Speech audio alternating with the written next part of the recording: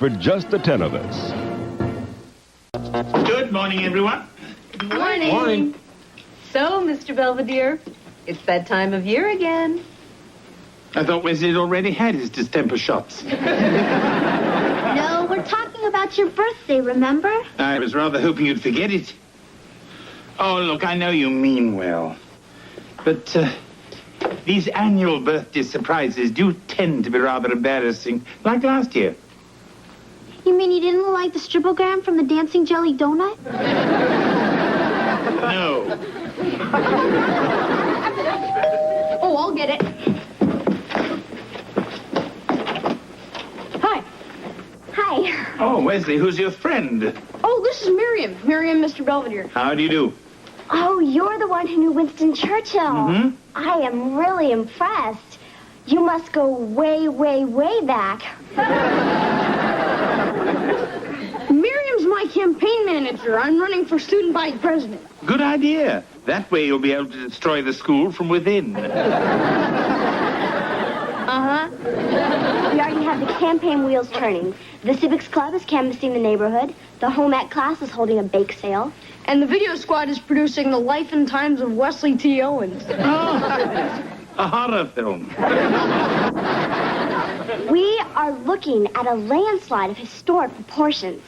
But how can you be so certain?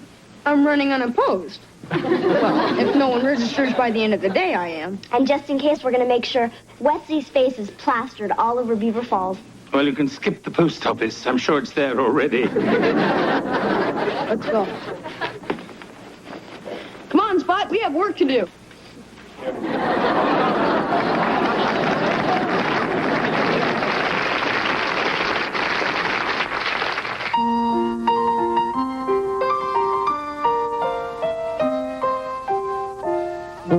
Streaks on the china never mattered before. Who cared when you drop kicked your jacket as you came through the door? No one glared, but sometimes things get turned around and no one spared. All hands look out below. There's a change in the stair. Oh, oh, oh. Gonna need all the help that we can get. According to our new arrival, life is more than mere survival. We just might live the good life yet.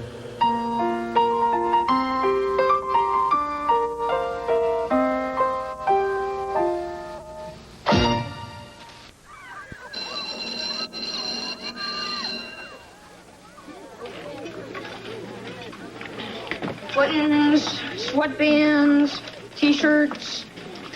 Hey, where are the Win with Wesley gym shorts I ordered? Oh, they just came in. Before you know it, the entire student body will be sitting on your face. Hi, Wesley. I'm wearing your T-shirt. Hi, Kimberly. Hi, Moose. I didn't know that you and Kimberly were an item. Here. Have a pin.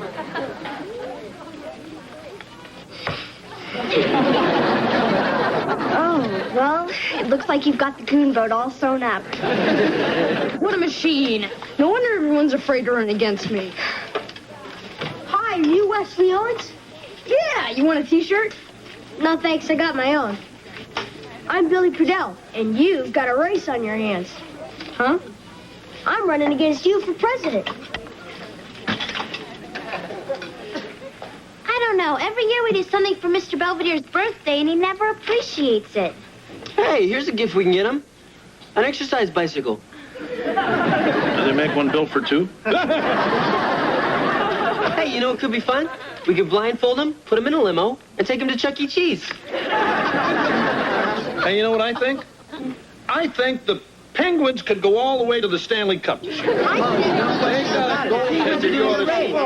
There is nothing like ice hockey chat to bring a family together. Unless, of course, it's birthday chat. Please, I asked you not to make a fuss this year. A simple card will suffice. But we just want to show you how much we appreciate you. Perhaps you could pay me last month's wages. That's funny. Hey, everybody. Hey, look who's here. President Owens. Don't bank on it. Who's Podell? Billy Padell, he's a paraplegic. So? So how am I supposed to trash a kid in a wheelchair? Come on, champ. You can think of something. Well, I mean, you'll work out a strategy. I suggest you ignore the disability completely. What do you mean? Run a campaign of substance and discuss the issues. Well, I'm willing to try anything. But if this doesn't work, I may have to hire someone to break my knees. Could that be my birthday present?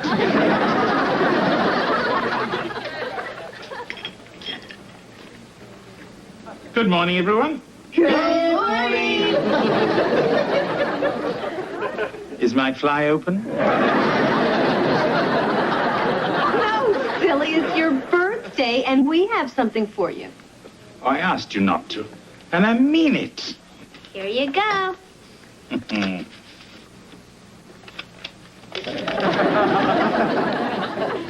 Happy birthday.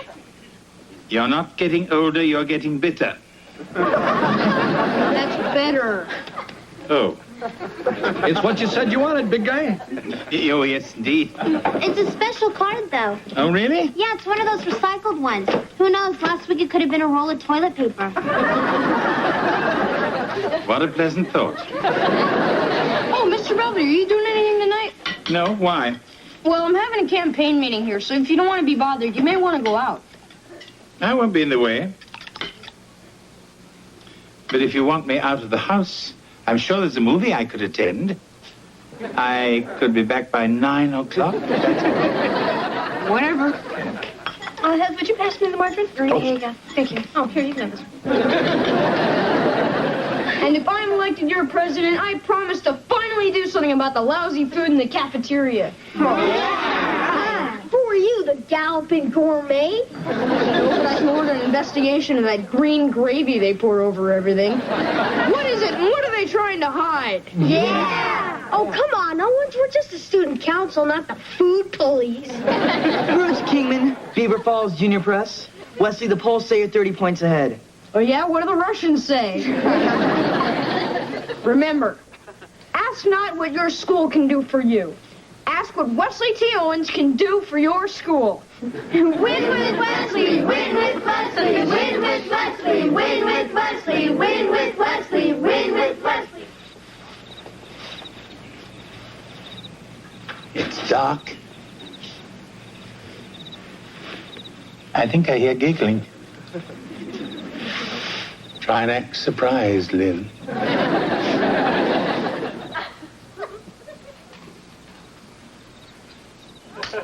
Aha! Hey, big guy. How's the movie? Oh, fine. Hey, I'm going to go in the kitchen for a snack. You up for something? The kitchen. Oh, George. Huh? Would you rather go in there first, or shall I? Oh, I don't care. I'm closer.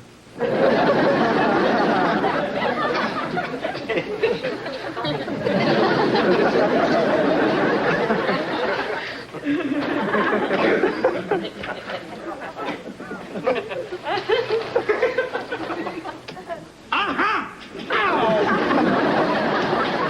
What's the matter with you, Belvedere? I thought I saw a raccoon. Oh.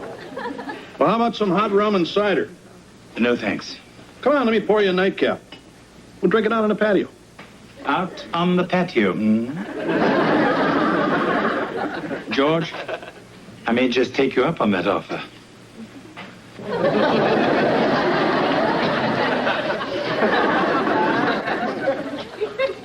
Aha! Uh-huh. What's the matter, big guy? See another raccoon?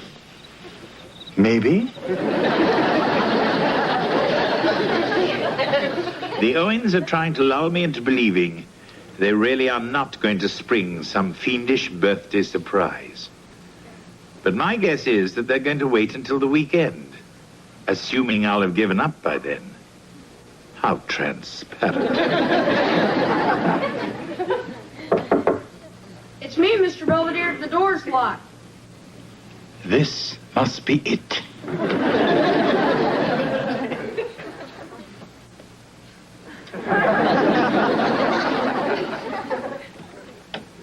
Aha! You okay? Yes, I'm fine. Well, anyway, I just wanted to thank you for the campaign advice about sticking to the issues and all. It's working like a charm. That's nice. The first debate's tomorrow in Assembly. I'm kind of worried, though, because Billy's pretty sharp. Oh, he'll be all right. Well, anyway, I guess you're kind of tired. Oh, by the way, I'm done with the bathroom if you want to use it. Night.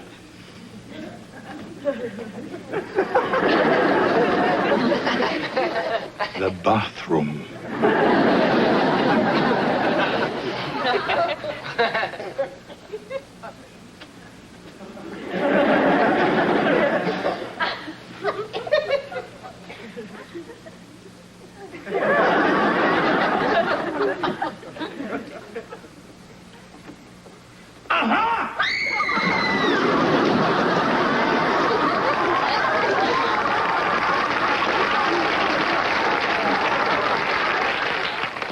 Welcome to the first of 2 debates that will help you to choose your new student body president. And oh, what a proud day this is for me to see you fine young citizens participating in our glorious democratic process. The candidates are, to my left, Wesley T. Owens. And to my right, Billy Podell. Each candidate will be asked a question, and his opponent will have the opportunity to rebut. Bruce Kingman, Beaver Falls Junior Press. Wesley, you promised to put a jacuzzi in the locker room and convert the study hall into a pizzeria. How do you propose to pay for all of this?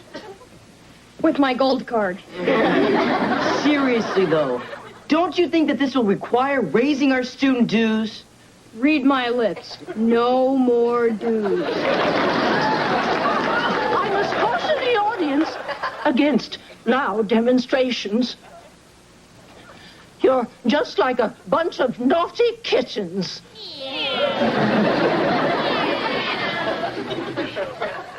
Billy, do you have anything to say in rebuttal? Thank you, Mrs. Bunger. Yes, I do.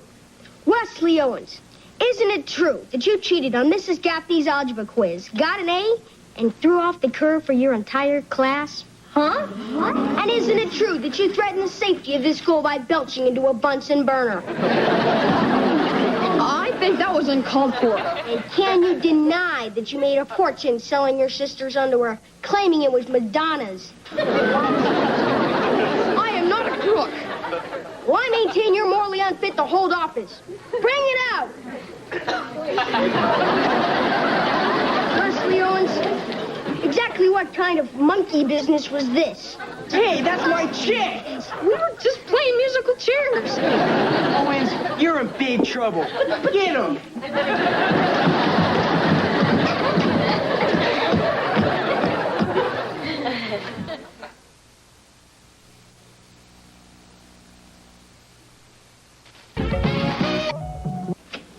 We're back! Hey, Two. go! Slide!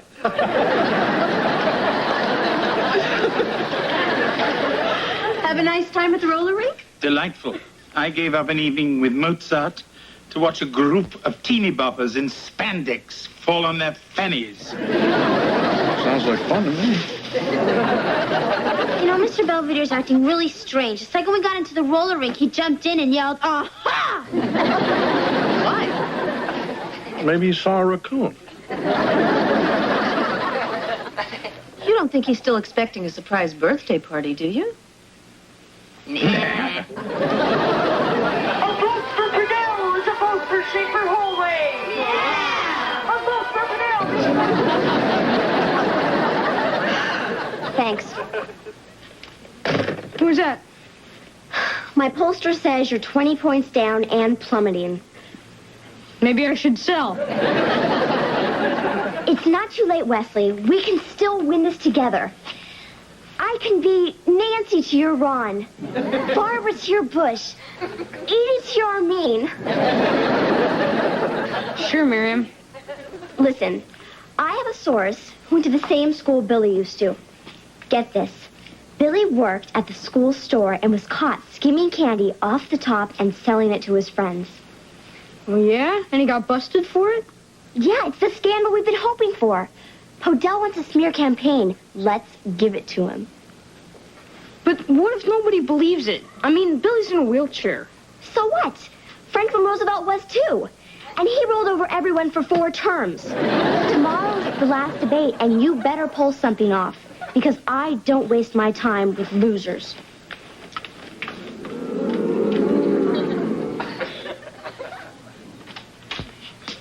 Hi, Mr. Bellybutton. Oh, fine. I didn't ask how you were, but I'm glad. I just came over to return this book I borrowed from Heather. 6 little peppers and how they grew. This isn't Heather's. You borrowed this from the library 12 years ago. Better take it back before they close. Oh, Angela. What's the hurry? No rush. Would you like some cocoa? Thanks, Mr. Bulldozer. You and Heather share a lot of secrets, don't you? Uh-huh. But if you want to know what she did last Thursday with Tony Minotti when she's supposed to be over at my house, my lips are sealed. I was wondering if she mentioned anything about my birthday celebration. No? You see, surprises for someone my age can be dangerous. You've got to be prepared. Yeah, that's what they teach us in hygiene. Spill it! But that would make a mess. Not that cocoa, you vacuum brain. The birthday party. I want details. When is it? Tell me, I want details. But I don't know anything. I have a way of making you talk. So, how about my birthday party? Huh? See? Or I scratch. Happy birthday to you. Happy birthday to you. Happy birthday, Mr. Buffalo. Happy birthday to you.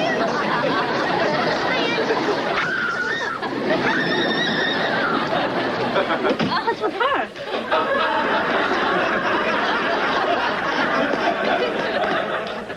How should I know she's your friend?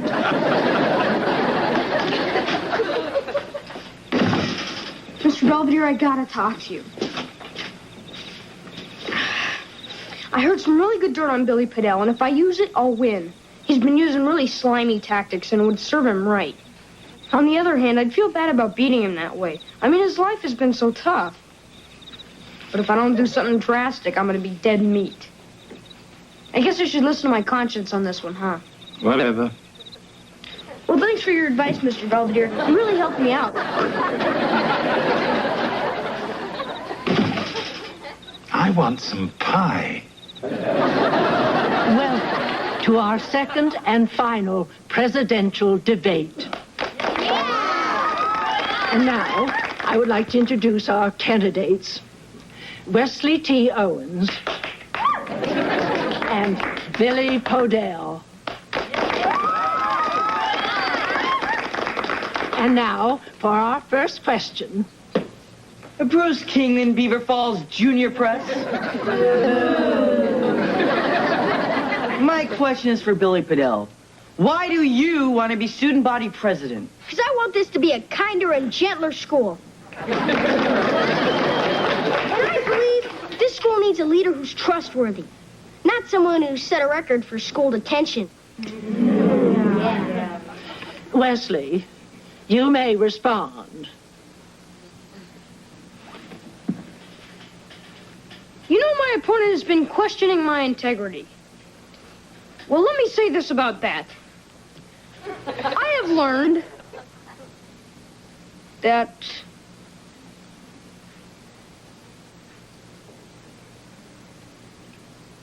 I only have a year to live. It's true. I have Lou Costello's disease. Oh, forget it. I quit. You won't have Wesley T. Owens to kick around anymore.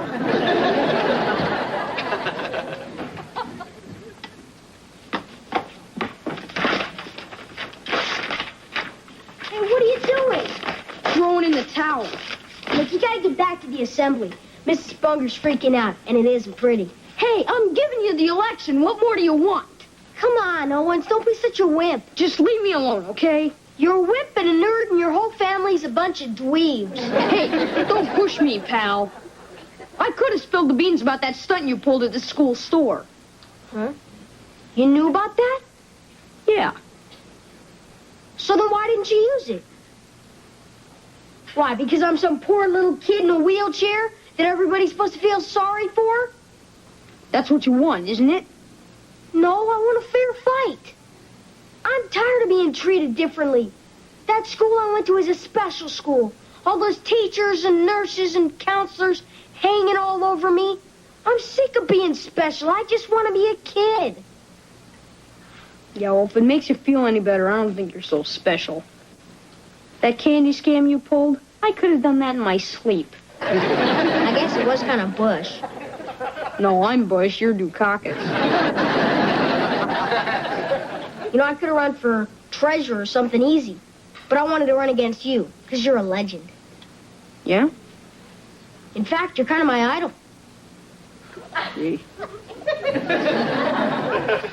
And why'd you dump on me like that? Because I wanted to win. I can live with that. So what do you want to do? Go back in there and roll around the mud like real politicians.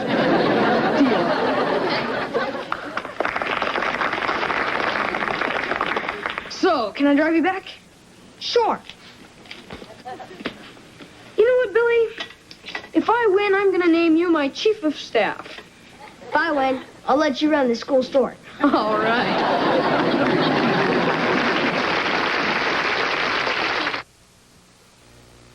Mr. Belvedere will be right back. Since Wesley's narrow defeat, and he's shown no inclination to return to politics.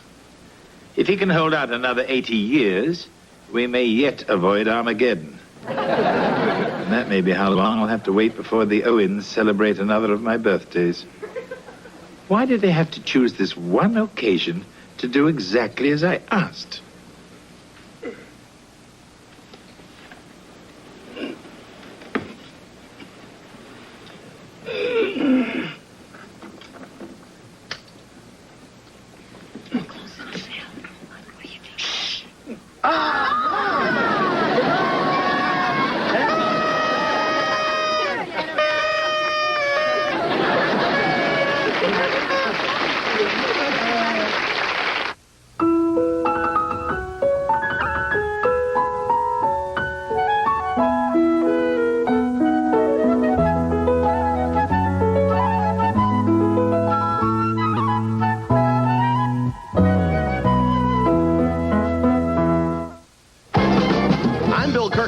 Wait a minute, before you go running off the can, I don't want you to forget to watch Just the 10 of Us. Next! Sunday at 7, Angela Lansbury stars in Bedknobs and Broomsticks, an ABC movie special. Then Harrison Ford stars in Raiders of the Lost Ark on the Sunday night movie.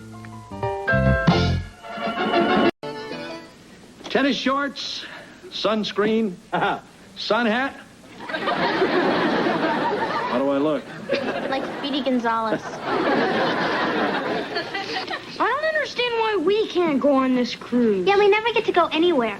Well, it's not your 21st anniversary. Besides, this will give you the chance to spend some quality time with Mr. Belvedere. So stick to your desk and never go to sea, and you will be ruler of the Queen's Navy. God, Mom, please don't do this to us. I mended the drawstring in whatever these are.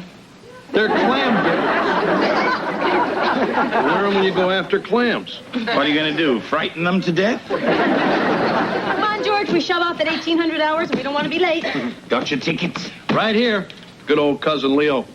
Too bad he had to go in for toe reduction surgery. Marcia and I really made a killing on the cruise tickets. All right, kids, I want you to do your homework, get to bed on time, and do whatever Mr. Belvedere tells you. Oh, don't worry, Mrs. Owens. Have a wonderful time. I'll mind the home front. That must be the cab. Bye, honey. See you later. Lynn Belvedere. Yes? Lieutenant Anthony Marsden Smythe of Her Britannic Majesty's service. The Queen? Whereas in the past you have faithfully served Her Majesty, whereas your domestic skills are without parallel on both hemispheres, whereas we are in dire need of these skills, you, Lynn Belvedere, are strictly charged to attend the Queen's person without delay. I shall await without. Gee, that guy's going to be waiting a long time. Not at all. Hey, listen, big guy, you better make a choice. You're either working for the Queen of England or for us.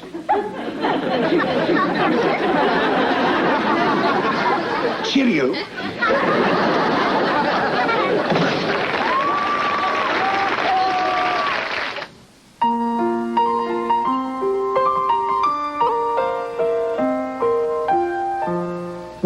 Streaks on the china never mattered before. Who cares when you drop kicked your jacket as you came through the door?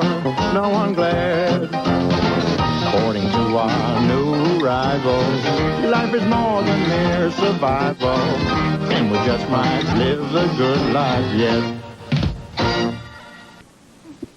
Do you believe Belvedere just walked out like that? Oh, George, now we won't be able to go on our cruise. Oh, well, sure you can. We can take care of ourselves. You've left us alone before. Not without round-the-clock surveillance. Well, what are we going to do? If the plane goes, we're going to miss the Princess Lucretia. Oh, forget it, George. We'll never find anyone to watch the kids. Bon voyage! Happy anniversary, Mr. and Mrs. Owens. If you hadn't gotten married, Kevin never would have come along, and I wouldn't have a roommate. Oh, thank you, dear. Say, Kev, remember when you told us how grateful you were for us helping with your college tuition? And for helping with your apartment rent. And us picking the cockleburrs out of your hair when you were sent home from camp? Remember how you said you wanted to pay us back one day? Yeah. Today's the day. Belvedere skipped out. Our plane's leaving in 45 minutes. You're taking care of the kids. Hey, wait a minute. I mean, what about my apartment? What about Casey? Well, if your roommate Casey really is just your roommate, she can roommate on her own for a week. Can't you, dear? Yeah, sure. Bye, Kev. But Mom, but...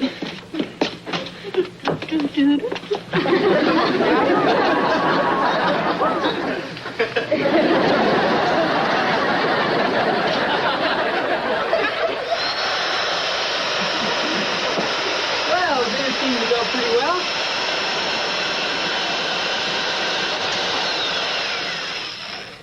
Hey. I said dinner seemed to go pretty well. Nobody ate any of whatever that was you made. The important thing is that it went smoothly. Come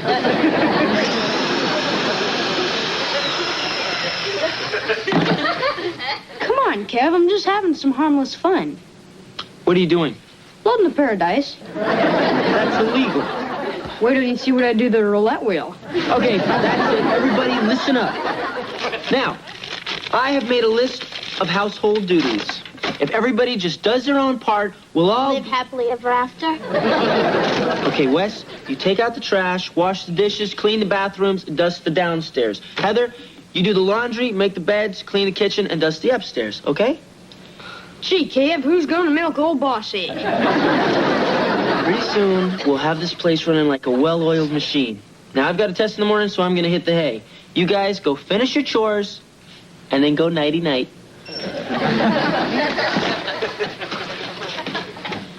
Right.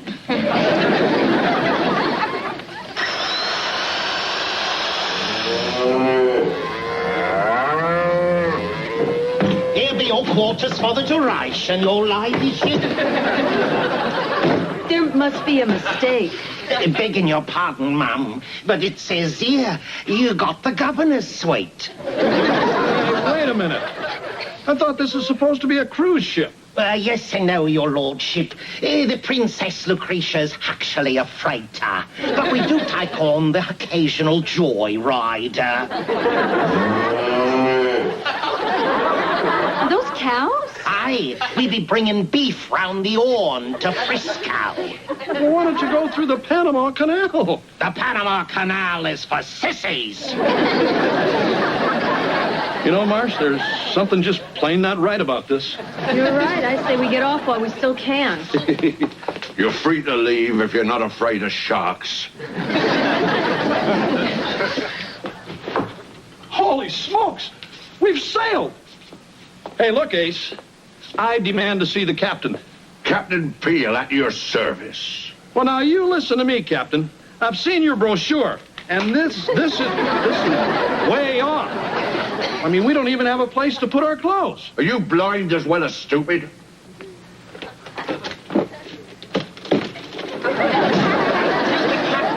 Oh, God! What's this? It ain't dinner time? Begging the captain's pardon. You shut your mouth and come with me. Mercy! Heather! Hey, turn the stereo down! Heather!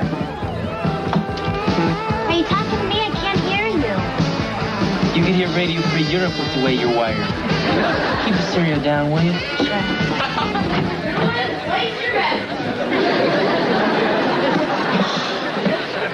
Hey, Wes! Get up here now!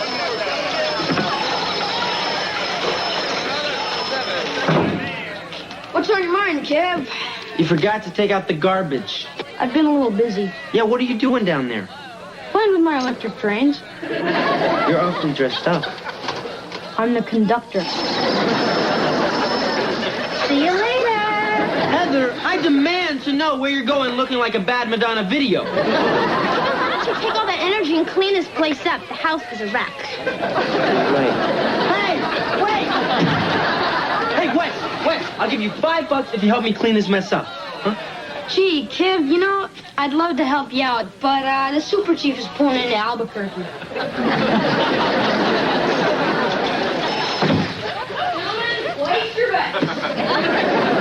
You know, you guys wouldn't be sassing me if Mr. Belvedere were here.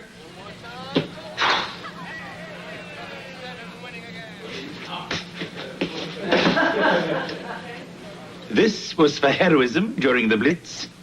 This was for climbing Mount Everest. And this was for winning the Pillsbury Bake Off. Oh, excuse me, I think the royal family is summoning me. Lynn Belvedere here? Who? Kevin? Wesley's doing what? Heather went where?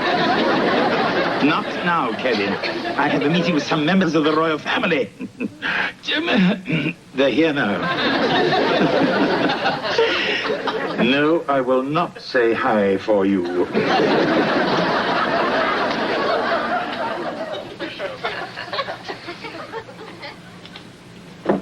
Hello? Kevin? I'm gonna kill you, you little... Kevin? Oh, hi, Case. What are you doing here?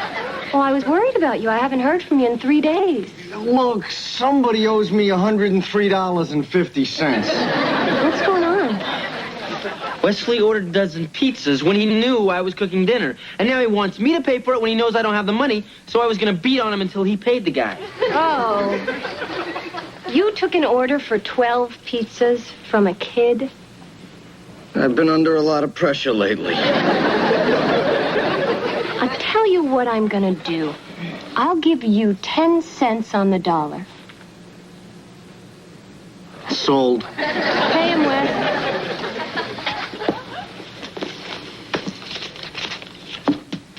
How about a tip?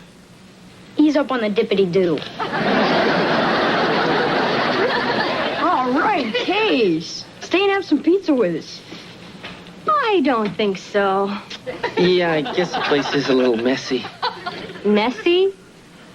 No offense, but I've seen landfills that were tidier. Well, who's in charge? I am. Well, since it's pretty obvious no one is, you get yourself upstairs and scrub that junk off your face. And you, get your button gear and start cleaning up this mess. And I suggest that you get into the kitchen and put whatever's causing that smell out of its misery. Okay, she's so cute when you're mad. Move it! Move it! Move it!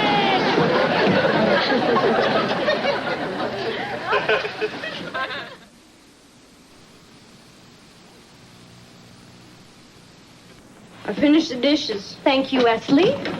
I picked up the living room. Thank you, Heather. Took out the trash. Thank you, Kevin. All right, everybody up to bed. Not you, Kevin. Good night. Sleep tight. Don't let the bed bugs bite. I'll be up in about 10 minutes to tuck you in. Bed bugs? You know, this is kind of weird. You and me taking care of Heather and Wesley. It's, sort of like playing house. Down, boy. Only game we're playing tonight is gin. Adios.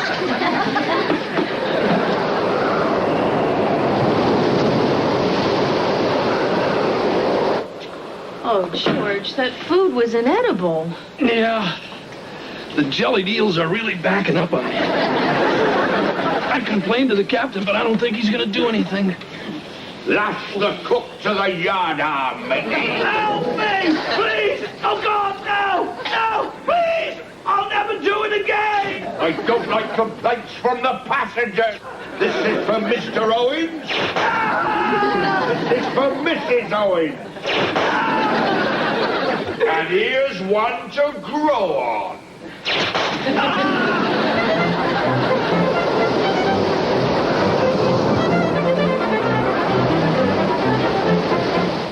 My stay at Buckingham Palace is proceeding amiably. The members of the royal family have welcomed me with their usual graciousness.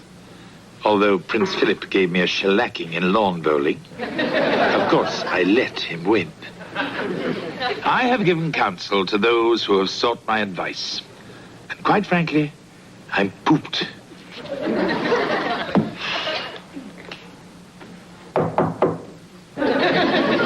Come in.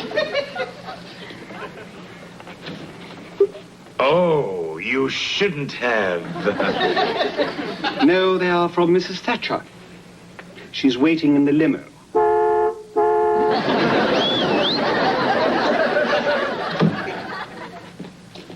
You're still here? You bet. Wes, what do you have on your face? I don't know, toothpaste, I guess. Come here.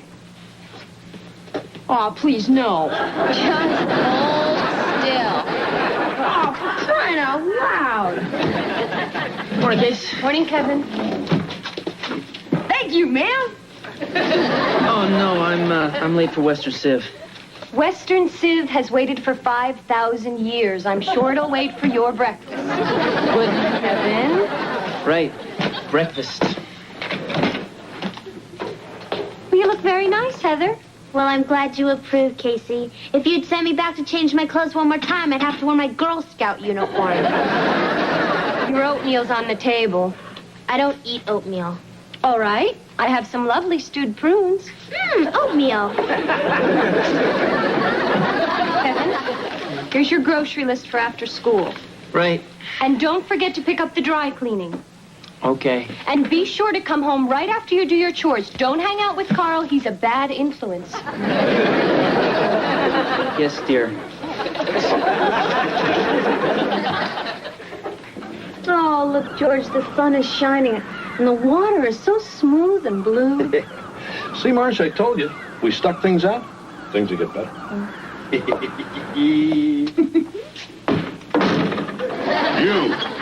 You look like an able-bodied man. I'd be needing a new stoker for the boiler room. Now you I'll take none of your lip. And you be pulling galley duty. Our cook has fallen apart on us. Now, come on, shift yourselves. Come on, out. See, Marsh, I told you there'd be activities. Oh,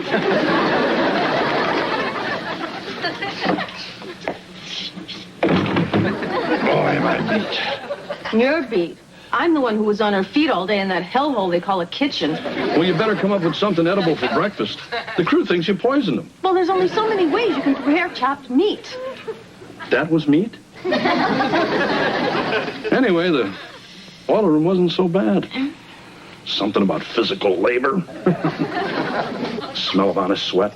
The guys, Emil, Uriah, Steve. I like Steve. What happened to your shirt? Steve wanted it. I guess he liked me too. Well, you look pretty good without it, you able-bodied stoker, you. You look pretty hot yourself, you galley wench.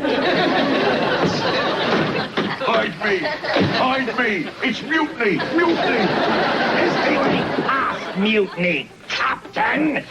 Billy, lad, fetch me this him-bowling knife. Let's do that someplace else. Stow it.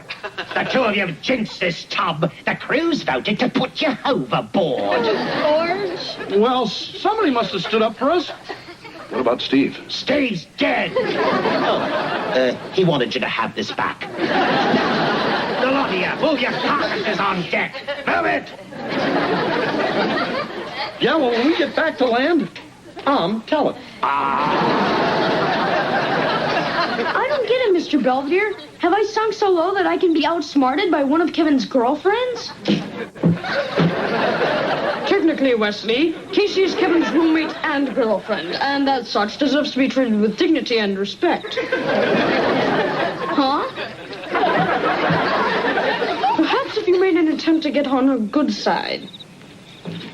So far, the only side I've seen is a housewife from hell. Wes, who are you talking to? I was trying to have an imaginary conversation with Mr. Belvedere. I thought maybe he could solve our dragon lady problem. And? Nothing. Maybe if I ate a couple pounds of M&Ms. Please don't go nuts on me, Wes. I never thought I'd say this, but you're my last link with sanity. I know, it's bad, isn't it? Casey's driving me out of my mind, trying to turn me into a proper young lady. I can't figure how someone so old-fashioned can be so hip. She put an alarm on my bedroom window so I can't sneak out. She put fluorescent baby powder on my slippers so she could track my night moves. She's been tracking my phone calls. I feel like Kermit the Frog. It's just she's got Kevin so twisted, half the time he thinks he should be changing diapers and half the time he thinks she's wearing them. Hey, guys. Boy, Kev, I sure hope you're at least getting some sex out of this deal. No, I don't even know if I want it anymore. I mean, it was one thing when she was treating you two like little kids, but then she started on me, and I'm not a little kid.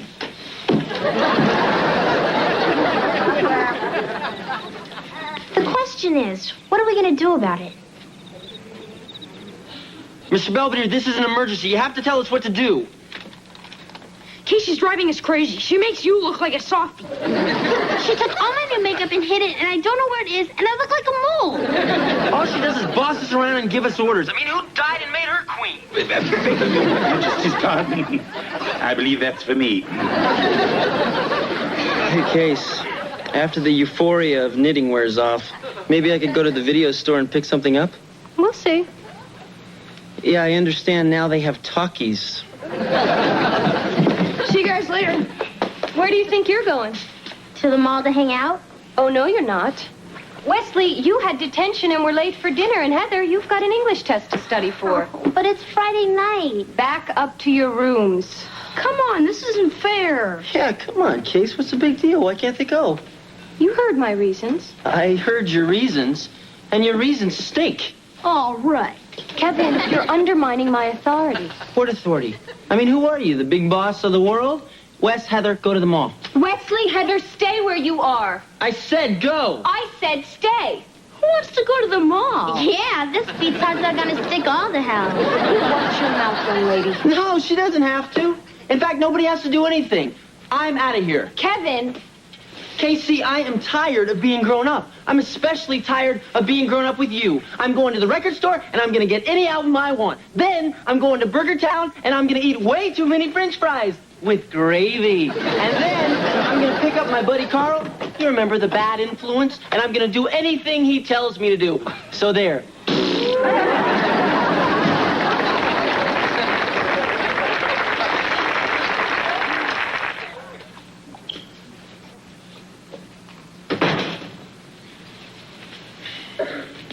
I guess I fell asleep.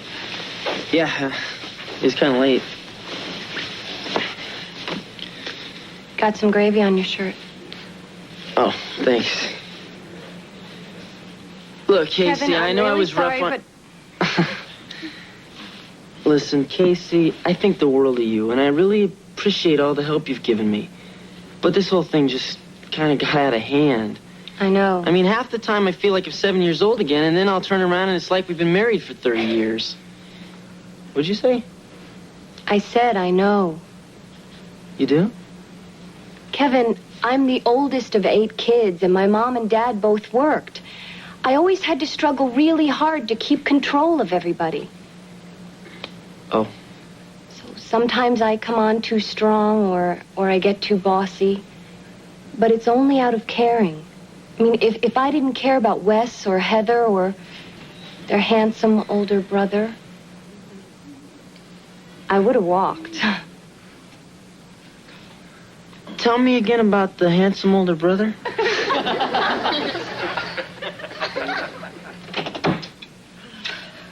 Nice of the Coast Guard to drop us off. Mom, Dad, we weren't doing anything honest. Knock yourselves out. I have but one ambition left, to die in my own bed.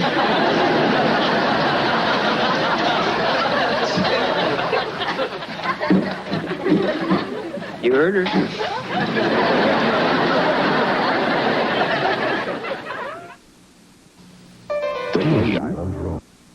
Since my return, the routine at the Owens residence has been restored to its usual abnormal state. Kevin and Casey are roommates once again, or whatever the young people are calling it. Heather and Wesley still won't obey my orders, but now they're not obeying more politely.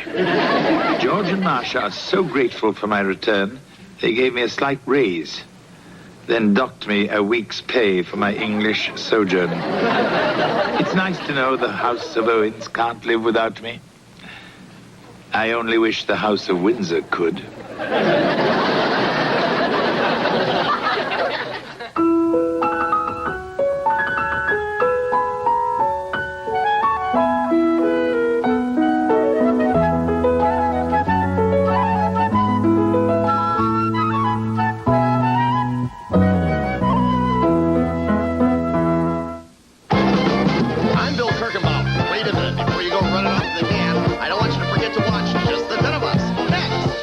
Tomorrow at 8, it's the final mission for a member of the MI Force on Mission Impossible. Then Hawk shows that crime doesn't pay. It hurts on A Man Called Hawk. Followed by Murphy's Law.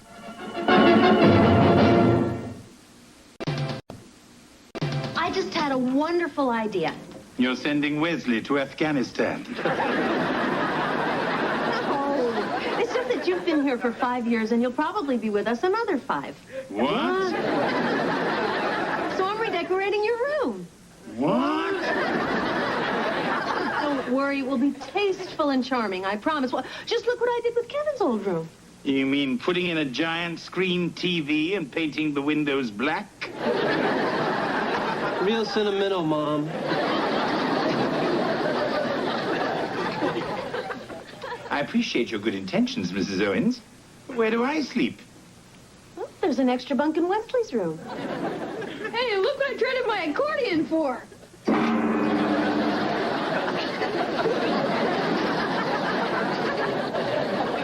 Hi, Ed. Hi, Ange. You ready for school? Almost. I'm reading up on current events. Oh, I knew a current event once. But that was years ago. This is for speech club. You're joining the speech club? Yeah, to learn how to express myself better and become more articulate. Okay. Who's the guy? There is no guy. You know, maybe I'll join the speech club, too. You? Well, don't act so shocked, Heather. I'm really good at expressing myself. Oh, hi, Angela. Oh, Mrs. Owens. My parents... They're going on a vacation okay, honey. Your mother already called. You can stay here. Just think, I'll be living here all week. Isn't that great, Mr. Blowhole?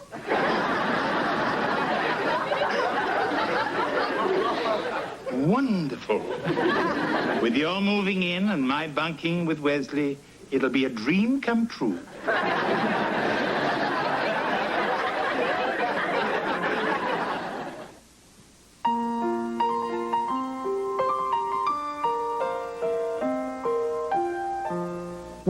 Streaks on the china never mattered before. Who cares when you drop kicked your jacket as you came through the door?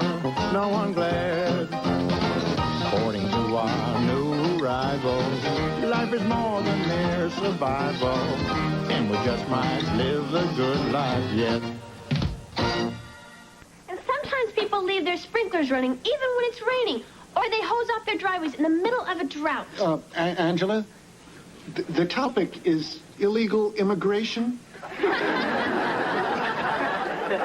thought you said illegal irrigation. An easy mistake. Should I start over? No. I tell you what, why don't we hear from one of our more experienced speakers, Marvin.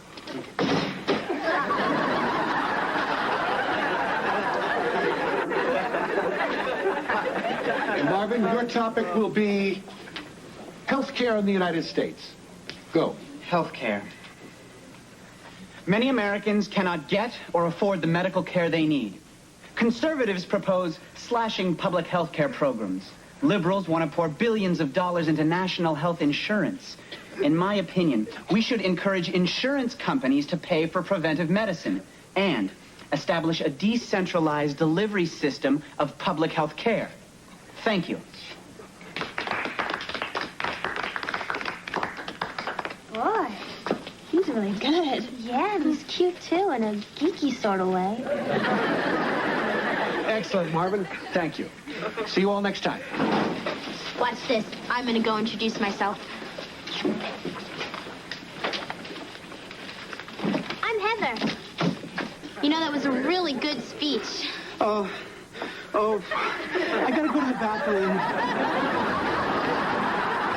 Well, you know what they say. All brain and no bladder. Night, Mom. Night, Dad.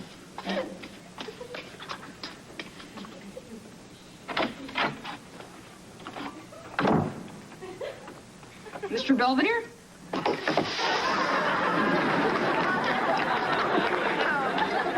Yes? What was that for? I wanted to strike first, before you unleashed whatever fiendish prank you were planning. Well, I guess you got me. I'm going to bed. Well, Wesley, if we're going to be bunkmates, we might as well make the best of it. I guess so. I'll get the lights. Are you asleep, Wesley? No. Would you like a little entertainment? Huh? Back by popular demand, Sir Rodney Rabbit.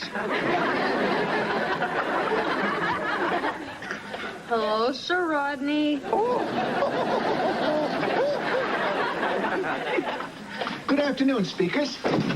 Why don't we begin today with a practice debate on the subject of nuclear disarmament? Who would like to take the pro position? Heather. And opposing? Marvin. Heather, your opening statement?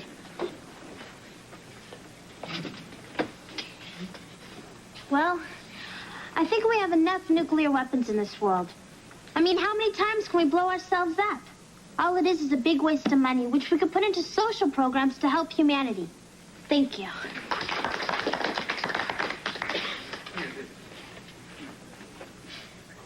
Peace. Who among us doesn't want peace?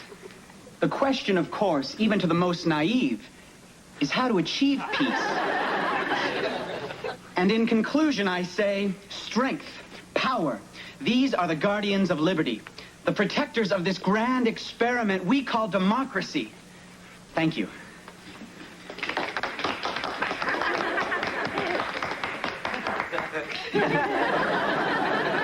Anything to add, Heather? I give. See you all next time.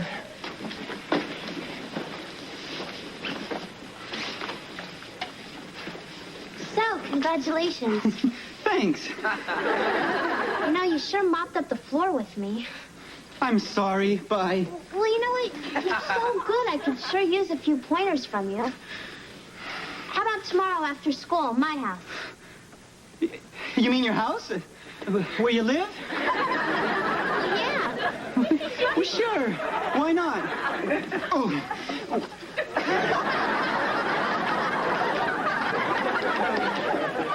Gosh, he's so shy, except when he's debating. It's like he's two different people. Yeah, like Clark Kent and Batman. So, you want a soda? I never drink carbonated beverages before a debate. Me neither. So, do you have a girlfriend? No. I mean, I'm on the debate team, varsity towel boy, and president of the chess club. I don't have much time for girls. Well, we're not all that time-consuming. Frankly, I think it's me. In case you didn't notice, I'm kind of awkward. Well, maybe you just haven't met anyone you feel comfortable with. I like girls. I'm just never sure how to ask them out. Oh, that's easy. I mean, let's take a hypothetical situation. Say you were asking me out. You? Uh-huh. Well, what would you say? I don't know. Well, just say, would you like to go out for a pizza and maybe see a movie tonight? Oh, slow down. This is good stuff. Anyway, chances are the hypothetical person would say, I'd love to. Hi, Marvin. Hi. Angela, we were kind of in the middle of something. Oh, okay. Say, Angela, before you go.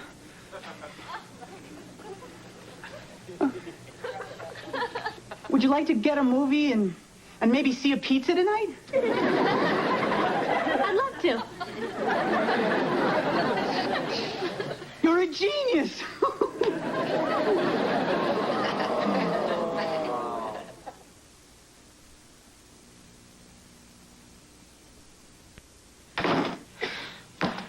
So, how was the movie? Oh, we couldn't find anything with a G rating, so we went bowling instead. You know, once you get to know Marvin, he's pretty neat. Even sexy. There was a moment when he got his thumb stuck in the ball and I was trying to help him get it out. And our bodies became completely intertwined. Well, then what happened? He had an asthma attack. Gee, too bad. You know, I never would have met Marvin if I hadn't joined the speech club. And I never would have joined if you hadn't joined. Boy, talk about destiny, huh? Talk about density. In conclusion, freedom of speech is one of our most cherished rights and must never be taken for granted. Thank you. Thank you, Heather. You've just earned a spot on the debate team for this Saturday's speech meet against Fielding High. That's all for today. Angela, could I see you for a second? Hey, that's great about you making the team. Oh, thanks, Marvin. And thank you. Angela has changed my life. Marvin, you went bowling together once. The thing is, Angela has brought me out of my shell. I can talk to her just like I'm talking to you. Well, now that you can talk to me, why don't you ask me out? Huh? Well, it just so happens I have 2 tickets to a special taping of Firing Line from Pittsburgh. Gee, that sounds tempting, but I kind of had plans on going to the library with Angela. William F. Buckley's debating Mr. Rogers. Well, the library will always be there tomorrow. Mr. Wiggins took me out of impromptu speaking and made me a scorekeeper. Says I'm a natural. Well, now that you're keeping score, it's 1-1. See you later, Marvin.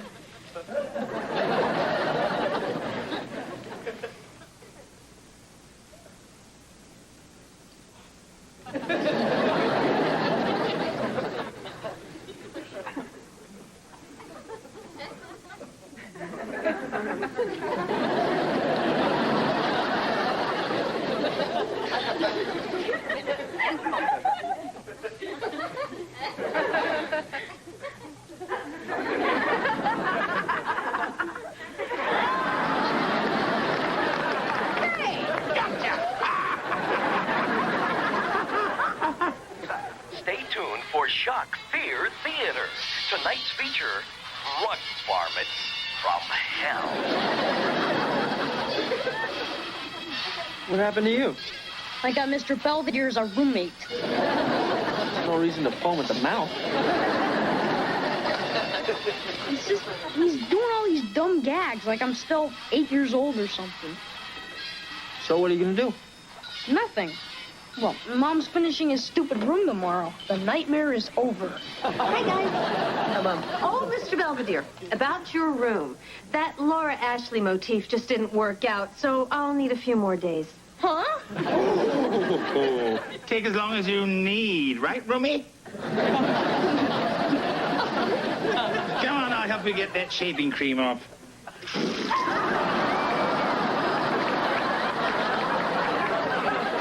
Morning. Oh, you got in kind of late last night. Have a nice time. Great. Can I interest you ladies in some scrambled eggs? No, thanks. Juice? Hand grenades? Look, Angela, I can't help it if Marvin wanted to go out with me. He had a date with me, and you made him break it. Angela, don't be such a sore loser. This isn't over yet, sister. This Marvin must be some guy.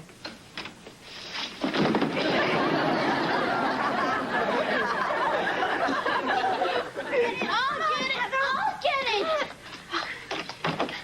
Hi, Marvin. You can leave, Angela. I invited Marvin over to review for the debate. So did I. Well, you don't have to review. You're scorekeeper. We can work together. I'll review with Heather. Then you can score with me. I mean, the debate. Right. Oh, gosh, where's my head? I left my topic file out in the car. Be right back. I'm gonna go get some root beer. He loves soda. I want to get it. Angela, wait! There's none here. I think there's some in the refrigerator downstairs.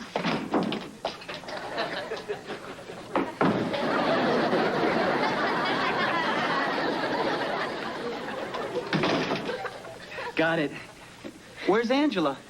She went out for some air. Why don't we start without her? What's that? My dad has a workshop downstairs. Just ignore it. He could be pounding all night. So, what do you think of my new card file? Hey, there's a card in here on me. I know that one best.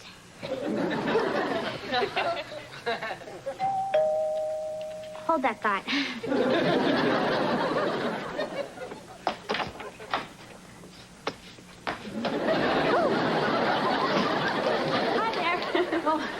Good, you're back. Where's Heather? She's tied up for a while. But I thought we were going to review. Well, I guess for now it's just me and you. Yeah. How in the hell did this happen to you? Someone threw it on me. Hey, this looks like that old fish netting from the basement. Wes! Well, what do you say we start? Okay. No, we're starting. Angela, Heather, you like me first. Well, who cares? Ask him when we like smell. Well? I gotta go to the bathroom. At home.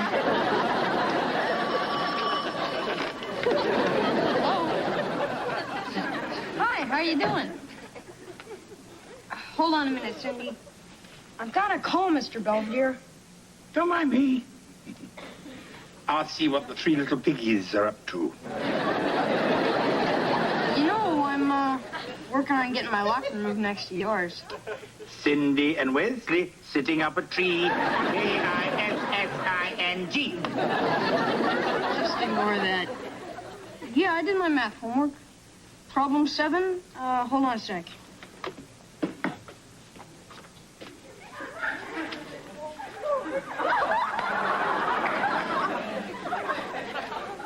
Here it is.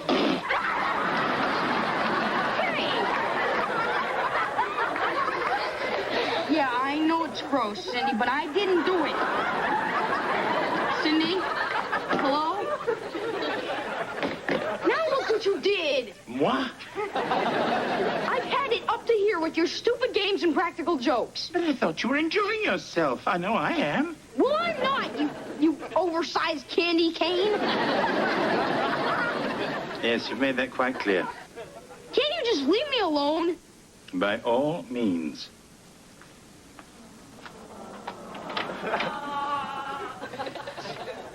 I'll not be patronized by you any longer. You humorless little snot.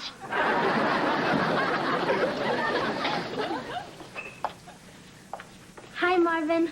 All ready for the debate? Oh, God, it's you. Hi. Oh, God, it's her. What are you doing here? Beverly Clark has mono, and everyone else has entered another event, so Mr. Wiggins put me in. And that's the last thing I'm going to say to you for the rest of my life. And by the way, you're ugly. Good afternoon, and welcome to today's debate between Fielding High and our own Van Buren Speechmasters. The topic for today's debate is, in an era of serious national debt, can we preserve the Social Security system? Van Buren, having won the toss, will go first and defend the pro position. Social Security. Yes, it is expensive, and it will get more expensive. But whatever the cost, we must preserve it. He's right. It's like working really hard for something or someone, and your best friend waltzes in and takes away what's rightfully yours. Or you have it, and the next thing you know, your so-called best friend tries to steal it. I object. This isn't supposed to be tag team debating. Please, Heather, Angela. Oh, shut up. Speechmasters, you're supposed to be debating them. Well, maybe we would be if he'd make up his mind. Yeah, this is all his fault. Look, you're driving me crazy. I can't take it anymore. I appreciate everything you two have done for me, but you're just too intense. I'm going to go find a nice, quiet girl without a best friend. Thank you. Mr. Wiggins, I guess we kind of made fools of ourselves, and I'm really sorry we embarrassed the school. Yeah, what can we do to make it up to you? Join the skydiving club. This was the most humiliating experience of my life. Worse than the time you were talking to Chad Smith and I made a face behind his back and you laughed and chocolate milk came out of your nose? Angela, we made fools of ourselves over a guy. What did you see in him anyway? I don't know. What did you see in him? I guess we wanted to want him so bad that we wanted to want him just to want him. I mean, we got cut up in the competition for him. Yeah, that too. Well, let's promise never to do that again. Promise. Excuse me. Would you like to go out for a pizza and maybe see a movie tonight? We have to go to the bathroom. Room's still not ready yet, huh? Your mother promised it for tomorrow. I guess we could have avoided all this if I'd been honest with you from the beginning. Yes? Well, it would have been reassuring from the start to know how much you despise me. I don't despise you. It's just, when you came here, I was only 8. Now I'm 12. That's odd. I've aged 30 or 40 years. You know what I mean. I'm not that little kid anymore. The one that plays dumb practical jokes. I know. It's just that sometimes I miss the old days. Me too. Life was simpler then. Mm-hmm. So, no hard feelings? None at all. You know, It's nice that you're maturing a little.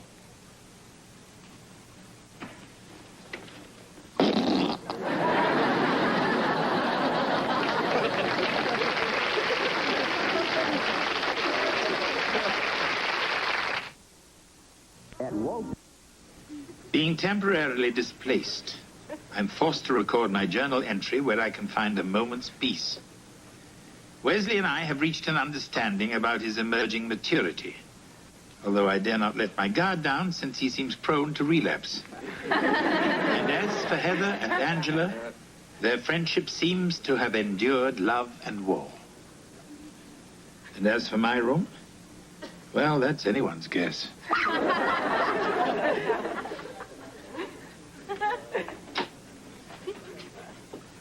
Ready to sneak a peek? Actually, I am a bit curious. Well, I'm all done. Go ahead, take a look.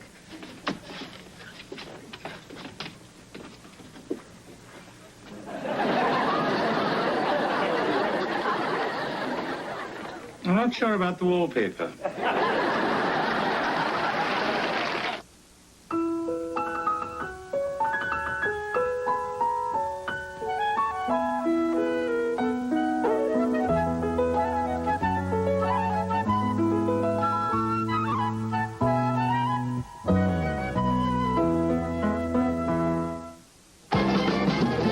Later tonight on Nightline, the tragedy that struck United Flight 811. It's hardly an isolated event. Ted Koppel looks at the crisis of confidence surrounding the airline industry, the world. Now, stay tuned for just 5. Can't help it. When somebody talks out loud in the movies, I go nuts. Yeah, well, that's still no reason to plaster your nachos all over that lady's head. It was dark. I didn't know she was a nun. Hey. Don't I get a good night kiss?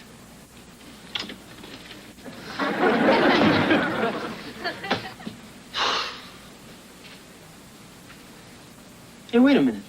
I live here. Hey, Case, I don't get it. I mean, we do have a relationship. We do? Well, yeah, I think we do. Why? Just because I've seen you in your Mr. Happy Face boxer shorts? Come on, Kevin, you're letting your imagination run away with you. Oh? Did I imagine that moment in the movies when I passed you the popcorn? A little baby colonel fell on my knee. You picked it up and ate it.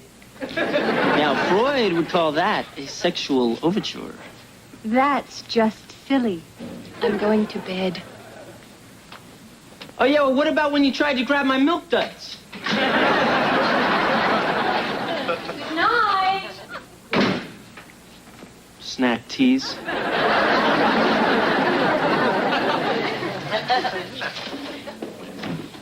I don't feel so good. Oh, honey, what's wrong? I don't know. I think my glands are swollen. Allow me. Glands, anyone? Oh, there's my carpool for the diner. Bye-bye. See ya. Bye. Hey, Les, if you don't want to go to school, just say so. I don't want to go to school. Tough, you're going. All right, but don't be surprised if I don't come back. At least not in one piece. Huh? You know that new family that moved in down the block? The Bozines? The ones with the bumper sticker that reads, honk if you eat possum. That's them. They've got a kid about my age, and he says if I walk past their house one more time, he's gonna pull out my eyeballs and show them to me. I've been tempted to do that myself. I bet he's just roughhousing because he wants to be your friend. Well, okay. But if I'm not home by 3:30, call the Marines. If you're not home by 3:30, I'll change the locks.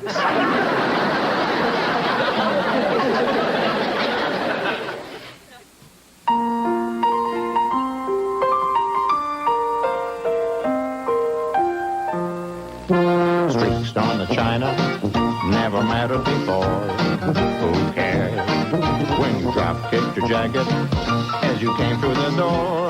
No one glared. According to our new rival, life is more than mere survival, and we just might live the good life yet. Kevin, I'm done with the shower. Well, I hope you left me a little cold water. Look, I've been thinking about what you said last night, and you're right. We do have a relationship. Or we should. We should? Uh-huh. I mean, I did move in here because we both needed a roommate. Right. But we've been living together for 3 months now. 4. Well, I guess the point is that, well, it was bound to happen sooner or later, so why not now? Why not? What now? This.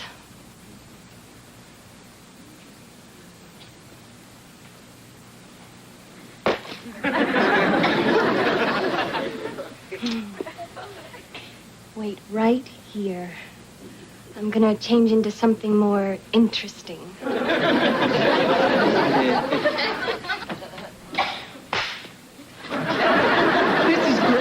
This is so great. Casey can call in sick. Carl can take notes for me in class. We can hole up here for a week and just live on love.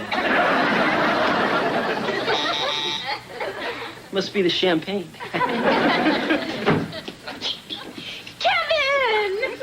Wendy. And... Alan, you were best man at our wedding. What a surprise. What are you two doing back in town? Well, all my relatives are here to celebrate my parents' 35th wedding anniversary, and Mom's allergic to Alan, so we can't stay there. And ditsy me, I forgot to make hotel reservations, and there aren't any rooms left in town. I tried to be mad at her, but I can't. Excuse me. When we moved to California, you said anytime we were in town, we could stay with you. I did? Kevin, you're a doll. And I promise we won't be 1 minute's trouble.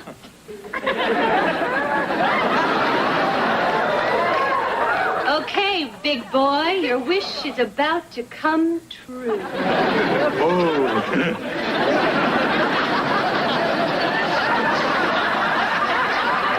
Casey O'Connell, Wendy and Alan Schnabel. Kevin, you didn't tell me we were expecting company. And you didn't tell me you had a roommate. Such a skinny one. Well, I guess we all have a lot to catch up on.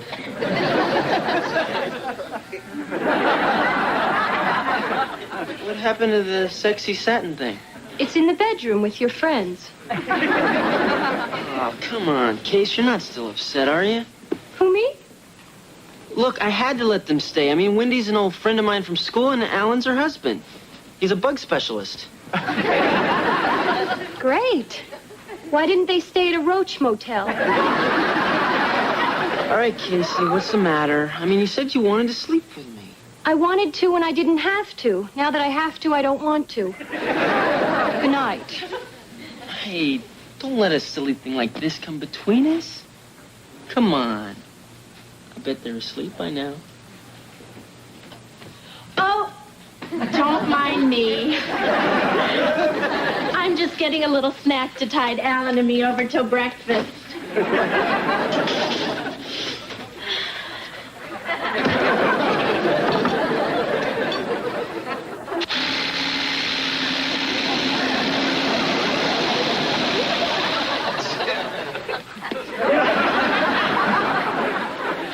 Help me. Somebody please help me.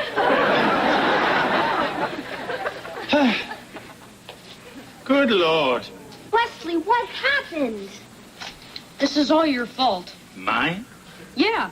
If you hadn't sent me out for donuts, I wouldn't have walked past the new people's house and Jabez wouldn't have ambushed me. Jabez? Yeah, Jabez Bozine. His name was stitched on his overalls. I read it right before he did a clog dance on your donuts. Not my maple cream walnut roll. You must have done something to provoke the attack.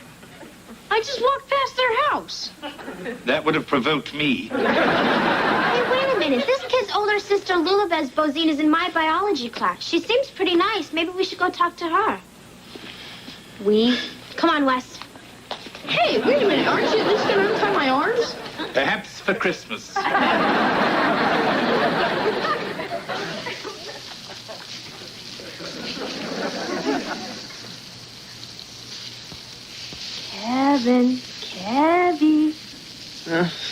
Kevin, Brecky breakfast is ready.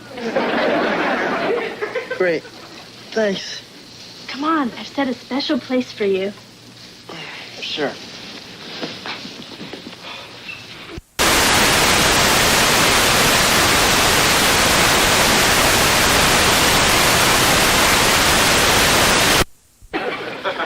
I've got to go to work. Oh, come on, Kevin. You sit right down here, and I'll take care of you.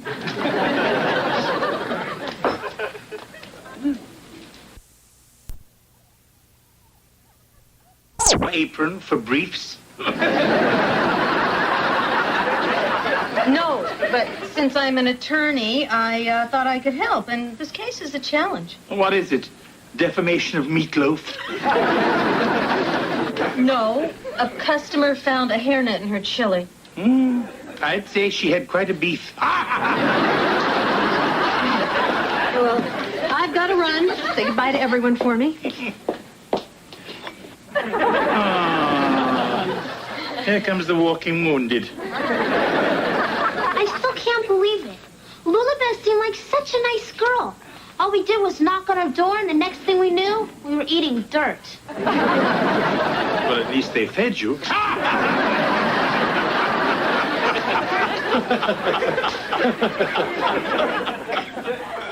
What happened to you two? It's those boozing kids down the street. We went over there to be friendly, and instead, they clobbered us. I'm gonna nip this thing in the bud. Nobody beats up my kids and gets away with it. Come on, Ed. We don't want to miss this. Let's move it. It's time these people found out they're dealing with Iron Fist Owens.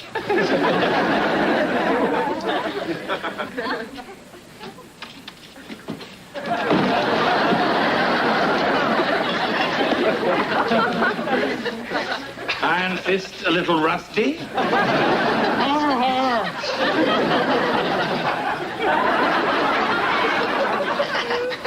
So, anybody up for a movie? Oh, I hear love stories playing at the campus theater. How about Gorillas in the Mist? I don't want to. Why don't we stay in? We'll order pizza. I have a better idea. Let's play Truth or Fib. You know, that game where you have to tell the truth no matter what you're asked? Sure, why not? Okay, Casey and Alan are on one team, and Kevin and I are on the other.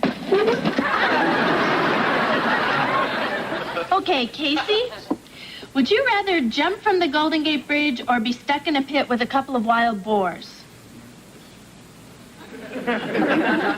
I'll take the bridge. I'll take the bridge mix. Come on, Casey, it's your turn to ask me one. Wendy, if you were on a sinking ship and could save only your mother or your husband, who would you save? I'd save Kevin. He isn't one of the choices. I don't care. I'd still save him. Wendy, Kevin isn't even on the ship. Then I don't want to be either. Wendy, I think it's my turn. Whatever you say, Kevin. You find a wallet containing $5,000. There is no identification. Do you turn the wallet over to the police, or do you take the money and run away to Tahiti with your old girlfriend who's trapped in a miserable marriage and is dying to get away? Hey, you're talking about us. Oh, hush, Alan. No, it's finally dawning on me. I've sat here for the last 2 days and watched you throw yourself at this guy right under my nose. Alan, the only thing that's been under your nose are the 4 basic food groups. No, you want to know something else? I'll bet you forgot to make those reservations on purpose, so we'd have to stay here. Don't be ridiculous. Yeah, was I being ridiculous when I heard you call out Kevin's name while we were making love? I did not. You did too. Both times. On our honeymoon and on Kevin's birthday. Well, that's it. You may not think I'm much, but I'll bet a lot of girls would kill for a guy like me. I'm out of here. Oh, Kevin!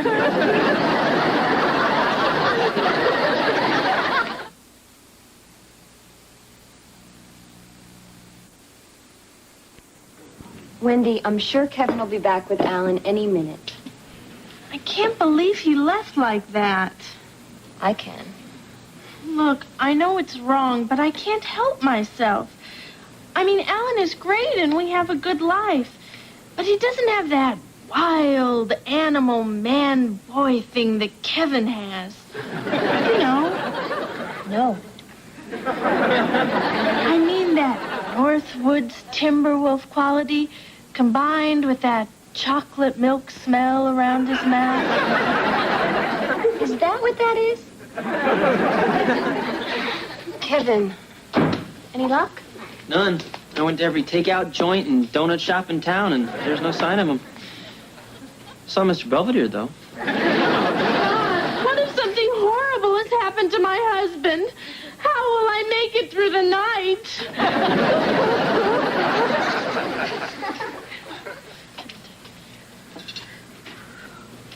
Oh, hi, Kevin. Dinner's almost ready. You heard from Alan? No, but I'm coping. Thanks for being so concerned. Sit down. Now look, Wendy, you and I have been friends for years, and I have always loved you as a friend. But only as a friend. There can never, ever, ever be anything physical between us. All right. I understand. Good. And yet, there's a deep, pulsating animal yearning between us. It's a driving bloodlust screaming in the wilderness that must be answered now. Alan! Kevin. Wendy. I love you too much to see you unhappy, so I'm going to set you free. You are? Yeah. Just like I did with my praying mantis Giselle when I had to let her out of her bug jar. You love me that much? Well, I guess the best man won. I can't compete with her passionate memories of you. Nothing ever happened between us. Oh, come on. This is the most beautiful, desirable woman in the world, and you expect me to believe you never laid a hand on her? Yes. In fact, I never even really kissed her. Well, maybe it's time that you did. What? If you're willing to blow your whole marriage for this guy, you better make sure there's some chemistry. Go ahead, Kevin, kiss her. Huh? Yeah, Kevin, listen to the lady. What the hell? That's it? You call that a kiss? This is a kiss.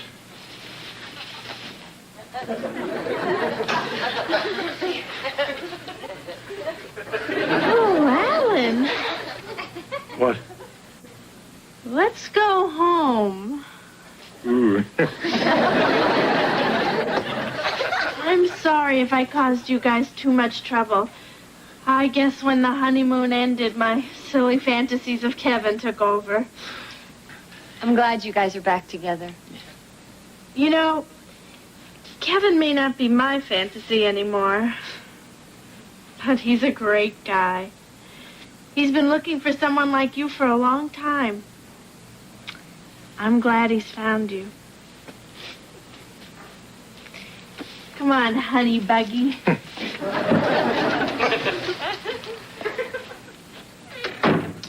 Well, I guess they really do love each other. Just like us.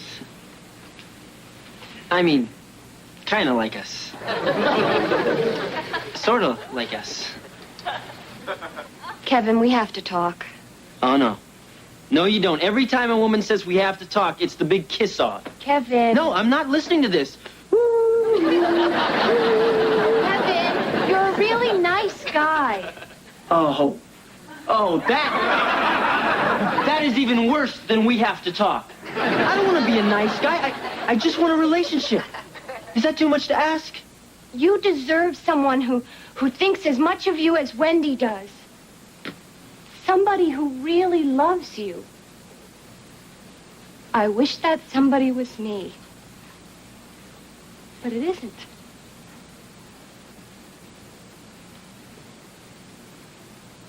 I see. Hey, come on, look at the bright side. I mean, at least I paid my half of this month's rent. Yeah, well, I guess that's something.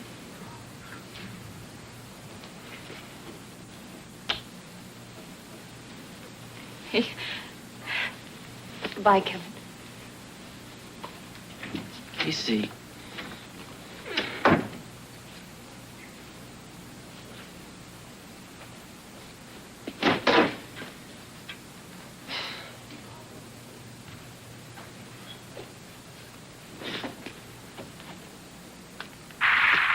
If you'd like to be a guest on The Love Connection, please send a self-addressed stamped...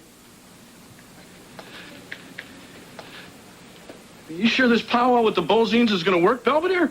You can catch more flies with honey than you can with vinegar. Well, I say we put a landmine under the welcome mat. What makes you think they'll wipe their feet? Nevertheless, I have prepared a feast of shoe fly pie, possum tartare, and moonshine mousse. I'm sure they'll love it. Greetings! And welcome in the name of peace. Take off your hats. We wasn't born in a barn. I was. And now look, this violence malarkey's got to stop. I mean, what did we ever do to make you mad at us? Well, sir, you and your young'uns traipse clean across our property every blessed day of the week without a by your leave. I'd call that ornery. We were just walking on the sidewalk. What's a sidewalk? The publisher's clearing house. People never said nothing to us about no sidewalk. You won the Publishers Clearinghouse sweepstakes? We couldn't believe it happened to us. Regardless, just because the sidewalk runs past your house, it doesn't mean you own it. Anyone can walk on it. Nobody's allowed to do nothing without what I say so. Someone will have to die. I lost the hairnet case, which cost the diner $4,000 in damages. Then this huge party comes into the diner, runs up a $100 tab, and stiffs me on the tip. I could kill someone. Marsh, this is the Bozine family. They live down the block. We's the ones been whooping on your family. Whooping? We didn't want to upset you. Yeah, Dad said you had enough stuff to take care of. The day has not come when Marcia Owens can't take care of her family first. If I ever find out that you ignorant sodbusters have so much as looked at my family cross-eyed again, I will curse you with enough litigation to make Watergate look like a picnic!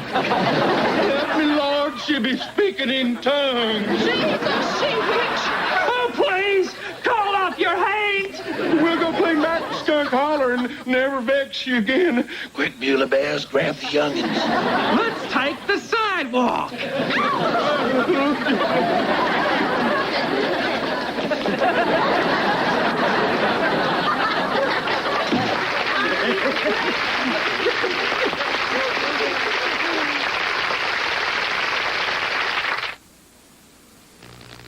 Mr. Belvedere will be right back.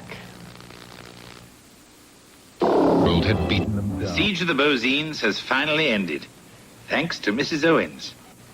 She may have lost the hairnet case, but she won the respect and admiration of her family. Since the abdication of his roommate, we've seen a lot more of Kevin. I must say he seems a bit lost. These Owens men certainly are at the mercy of their women folk. But then, we're all at the mercy of some woman.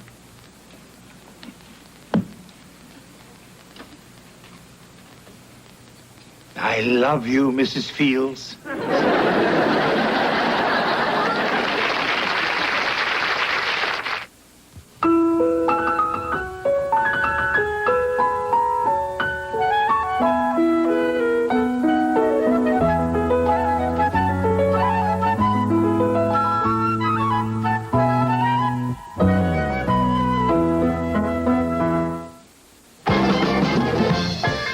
I'm just Greenfield. Later on Nightline, remember El Salvador, the death squads, guerrilla attacks, the warnings of another Vietnam? An election this weekend could bring it all back. Sunday at 7, join host Mary Hart as Great Circuses of the World presents the best from Brazil, Germany, and Luxembourg.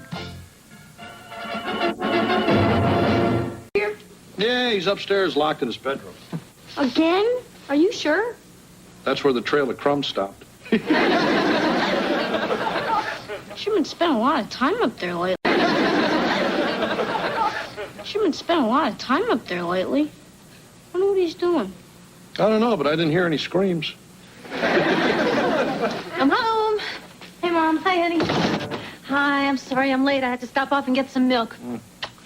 Maybe you better take it back. I don't think we can afford it. Ooh, that time of the month again? By the time everything's paid for, there's nothing left. Huh. And I thought with the both of us working, we'd be doing a lot better. Well, actually, I am. It's just, I got so used to paying the bills out of your paycheck, I've kind of been depositing mine down at this cute little bank at the mall. Did you see the toaster? So how much do you have in this cute little bank? Oh, gee, I don't know. I guess around $12,000. What?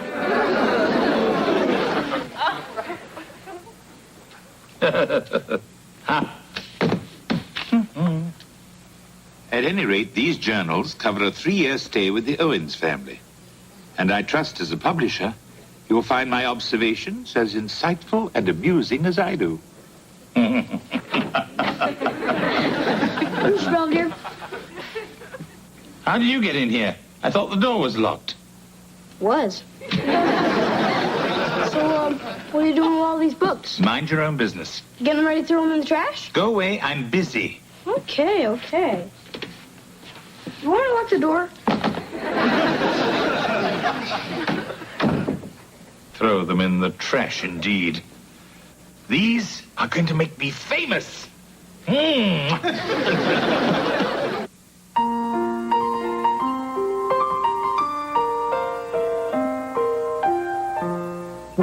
Streaks on the china never mattered before. Who cares when you drop kicked your jacket as you came through the door?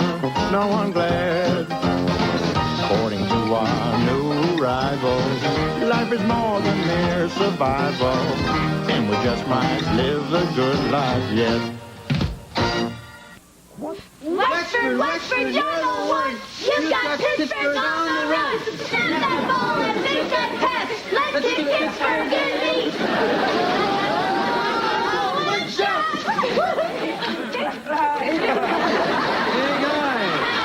Hey, Dad, what you think?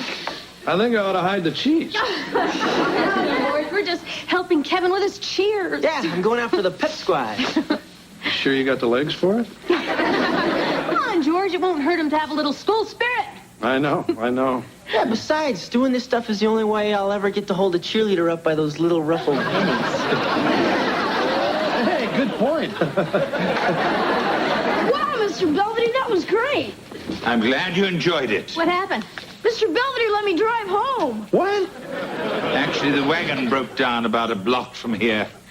I let Wesley steer while I pushed the remainder of the way. That's straight uphill, big guy. You're lucky the car didn't roll back over you. It's okay, Dad. I had my foot on the brake the whole time.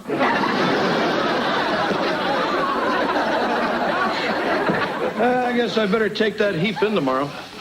Cough up another $200. No, that's all right, honey. I'll pay for it. You will. Yeah. I mean, I'm a contributing member of the family now. There's no reason I shouldn't share our financial obligations. Hey, thanks, Marge. Yeah. So, you really think it's going to cost $200? Nah, it probably costs more. I received the manuscript, and you're quite right. It's much more impressive all typed up. Look, I have to go. I'll make all the changes and get them right back to you. Goodbye. Who's that? No one? What's this? Nothing? Where's my snack? Nowhere, so beat it. What's the matter, Mr. Belvedere? You're usually not so mean to me. Well, you are, but you're usually a lot nicer about it. I'm sorry, Wesley, but Mr. Belvedere has a great deal on his mind. Look, here's $1. Go and get yourself some gummy bears. You know I can't eat those things. They glue my teeth together and make it so I can't even talk. In that case, here's 10. Hey, Mr. Belvedere. Hi, Heather. How's Kevin doing with his pep squad tryouts? Did that answer your question? Didn't make the pep squad. I mean, you should have seen the other guys I was up against. Half of them were on the gym team, and the rest were into modern dance. I look like a total klutz out there. What happened? Did you collapse the pyramid? Sorry. Anyway, they offered me a job as the mascot. All I have to do is fall down a lot and run around like a jerk. I guess they figure I can handle that. Well, I'm sure you'll be a woodchuck that Wexford can be proud of. Thanks.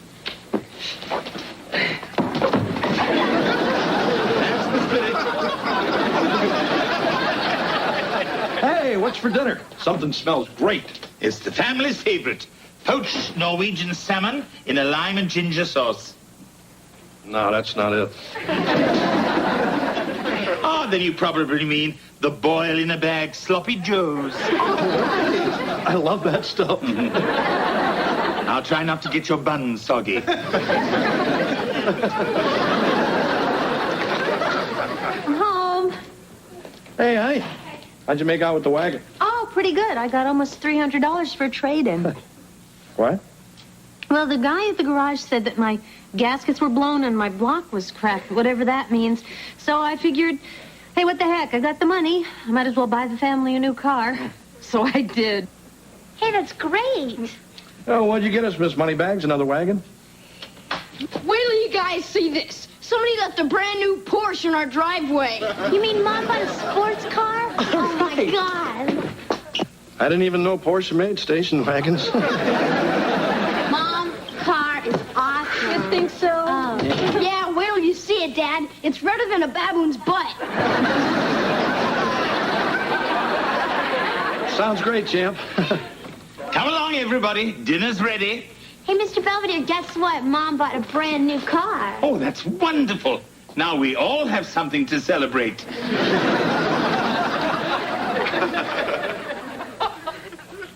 Everyone enjoy their dinner? It was delicious, Mr. Belvedere. Well, I'll be back in a minute with dessert. It's a chocolate raspberry trifle. Your favorite. Now I know he's up to something. Last time he made that for us, he wouldn't share it with anybody. But he has been acting a little strange lately. Yeah, I went by his room the other night. He was standing there in a derby and long underwear, thanking everybody for his Nobel Prize in Literature. Oh, actually, I was being ridiculous. The best I could possibly hope for is a Pulitzer. What are you talking about, big guy? Well, I suppose you all know about the journal I've been keeping where I write down about all the quirky little things you people do. No. Oh. Well, anyway, I have. And I thought it might be fun to share it. With whom? The rest of the civilized world. What? It's being published next week.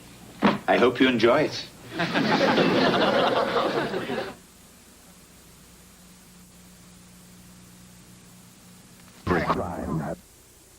Blair and Eric Blaine compete.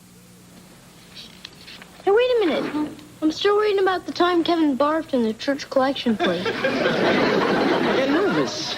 I didn't have any change. Well, any comments? You're fired. Oh, up to chapter 4 already? You mean the part about George, the lovable if somewhat childish patriarch of the Owens clan, who puts ketchup on his mashed potatoes, Mr. Bubble in his bathwater, and refuses to sleep without his trusty Fred Flintstone nightlight? Well, it's true. Yeah, well, that doesn't give you the right to go around blabbing it to everybody. And anyway, it's Bam Bam. Sorry. Look, Mr. Belvedere, don't you think we should have talked about this first? I know, it's just that, well, it all happened so quickly with the publishers and everything. I wasn't quite sure how to tell you all. Oh, how about, hey, guys, guess what? I'm writing a book about you. That would have worked. Look, if it's any consolation, my publishers think you're the most colorful family since the Cosbys. Or in Wesley's case, the Mansons. Anyway, they think that my American journal has all the makings of a bestseller. But I couldn't have done it without you wonderful people. Does that mean we get a piece of the action? No. Well, since it's already gone this far, and since I'm sure there's nothing in there we'd want to sue you over, I guess it's okay. Right, guys? Yeah. Hey, Mom, what's a priss pot? Why, honey? Because that's what Mr. Belvedere calls you. I'll be upstairs. Hi, Dad. Hey, Woody. How'd the game go? Unbelievable. I got phone numbers from 3 different cheerleaders, and the homecoming queen sat on my lap. Yeah, I meant to score. Oh, I don't know. I think we won. Dad, it's amazing what women will let you get away with just because you're in a funny costume. I guess it's because you look so non-threatening. Yeah, I suppose. You know those guys at Disneyland? The ones who dress up like the 7 dwarfs? They must really make out, huh? Hey, the guy seen Mom. I had a 3 o'clock appointment to sit in her Porsche. She's not here, kitten. Oh, come on. I took a shower and everything. Well, you know, for something that's supposed to be the family car, she sure is hogging it. I don't know. Maybe all this hot rod business is some new kind of hormonal problem or something. Give your mom a couple of days. I'm sure she'll come to her senses. I'm home.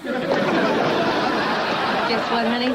I just got this new car alarm. The decibel level is so piercing, it induces vomiting in 3 seconds. Gee, I can't wait to hear it. It's here. It's here. My book has finally hit the shelves. Oh, yeah? An American Journal, The Suburban Years by Lynn Belvedere. A butler's eye view of the 5 silliest people in North America. What's so silly about us? Nothing really. It's just published as hype. Who's this guy in the back? That's me, Wesley.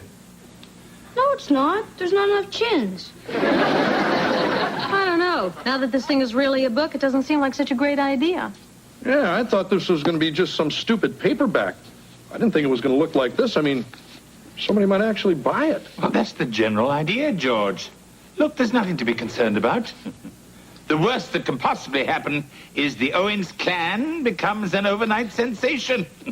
It'll be fun. No, Hortense, of course I don't blame you for being upset. I promise I'll talk to him as soon as he gets home. Goodbye. Hey, Mom. Wesley, did you paint the Huffnagel's dog? Not recently. Come on, Mom. That was over 2 years ago. Besides, I think I got most of it off when I shaved him. Well, Mrs. Huffnagel just read Mr. Belvedere's book, and she's furious all over again. Yeah, I'll tell her to get in line. Ever since that stupid book came out, I haven't been able to get away with anything at school. Not even with the substitute teachers. I think the chapter on me is required reading. Works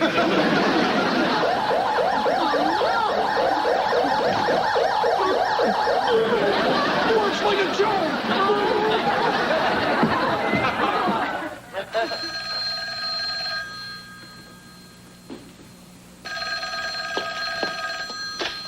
Hello? Yes, this is the Owens residence. No, the overripe boy crazy teenage daughter is not home. What's it all about? Oh, just another creep calling me because of Mr. Belvedere's book. That's the 5th one today. Well, if it's bugging you so much, why don't you just disconnect the phone? Are you crazy? What if Bruce Willis buys a copy? Can you help me with this? I think I'm falling apart at the seams.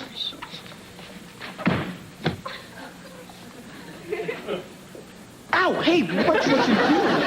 Hello, children. I'd be glad to help with that. Oh, no, it's all right. You've already fixed my tail. I had this cheerleader, Roxanne, all convinced I was sweet and sensitive. Then she read in your book about the time I dumped Wendy at the prom for another girl. Now she thinks I'm some sort of superficial, sex-crazed scumbucket. Kevin, may I ask you one question? Sure. This Roxanne, did she buy her own copy or borrow someone else's? Hello, everyone. Did you see my review in the paper? It's quite favorable. That's great, Mr. Belvedere. Oh, and anyway, George, I have an autograph party at Booktown tomorrow, and I was wondering if I might take a few hours. Oh, sure, big guy. Take the whole day. Take a week. Take a month? Take a hike. No problem. Oh, no. We like being the laughing stock of Beaver Falls. I wonder what that noise was. Oh, sure, yuck it up. We'll see how much you like it when we write a book about you. Yeah, maybe we'll call it What the Butler Ate. I know a lot of people who'd be thrilled to have a book written about them. Sinatra wasn't. But all that you people have done is to criticize Carp and Cavil the moment the book came out. Not one of you wished me luck.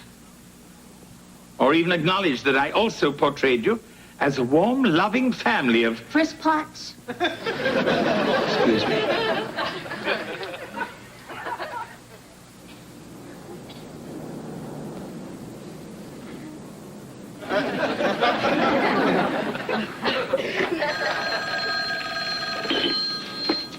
Yellow Booktown.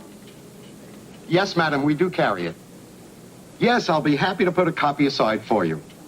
Thank you for calling Booktown. Is that somebody making an inquiry about my book? No, Vanna White's. You know, that real sexy-looking gal on Wheel of Fortune.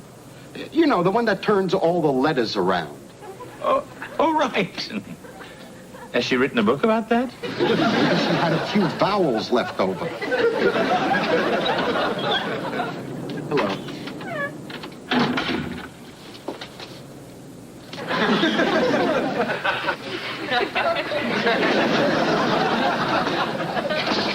Is it always this quiet around here? No, it's only when we have guys like you sitting in the window. You see, the thing is that the book companies, they always feel that these meet the author things are such a great idea. But all it does is give people the willies. I mean, they don't know whether to buy a book or give you a donation. Hey, what happened to all the cookies? I wouldn't know. Yeah, well, look, I got to use the little boy's room. Keep an eye on the register, will you? Why not?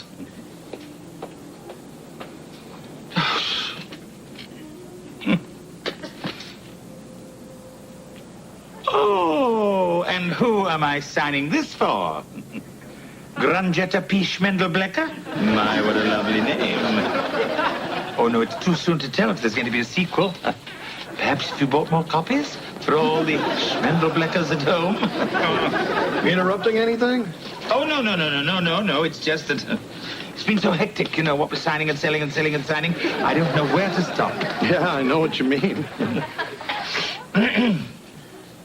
Who's Grangetta P. Schmendelblecker? Looks like you're actually going to sell one, huh?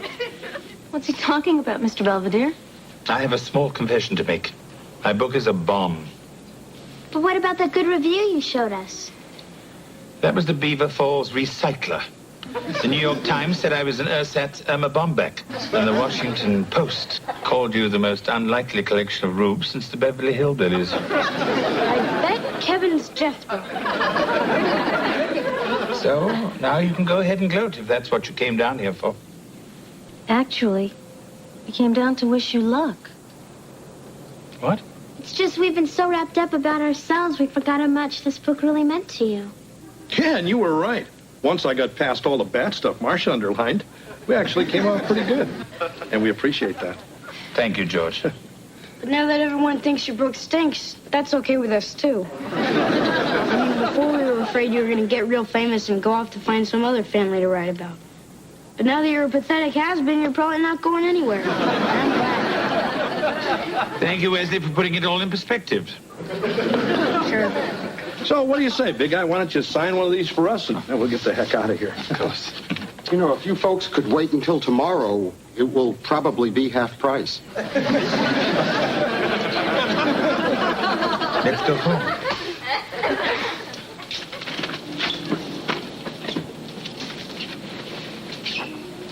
What's a brisk pot? Mail call. What's that? Your cake of the month come already? My publishers have very kindly returned my journals. Oh, yeah? That was nice of them. They sent them postage due. So much for my writing career. Hey, come on, Belvedere. So your first novel went down the toilet. So what?